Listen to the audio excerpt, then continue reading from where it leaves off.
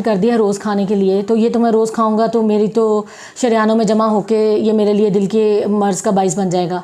तो मैंने सोचा एक छोटी सी वीडियो बनाई जाए और उसमें थोड़ा सा गाइड किया जाए कि कैल्शियम कभी भी शरियानों में और रगों में डिपॉज़िट नहीं हो सकता, जमा नहीं हो सकता जब तक कोई पहले से उसके अंदर हमारी शरियानों में या दिल की जो आर्टरीज़ हैं उनके अंदर पहले से कोई कोलेस्ट्रॉल का प्लाक मौजूद ना हो। यानी कि आप ढेला कह लें, ढेर कह लें, उसे लोथरा कह लें कोलेस्ट्रॉल का, अगर वो पहले से मौजूद नहीं है तो उसके ऊपर उसके बगैर कैल्शियम जाके डिपॉजिट नहीं हो सकता, क्योंकि खून इतनी तेज़ी से चल रहा होता है, रफ्तार है खून की हमारी शरियानों के अंदर होती, तो उसके अंदर किस तरह से वो कैल्शियम डिपॉजिट हो जाएगा। हाँ, प्लाक के ऊपर हो जाए तो वो एक अलग बात है। जैसे आपको पता है अगर कोई ऑलरेडी चीज़ पड़ी हुई हो उसके ऊपर जाके स्टिक करना आसान है, और उसकी बनिस्बत उसके कि ऑलरेडी खुद ही चलती हुई एक पानी के बहाव में या खून कह लें उसमें शरियानों में, तो चलता हुआ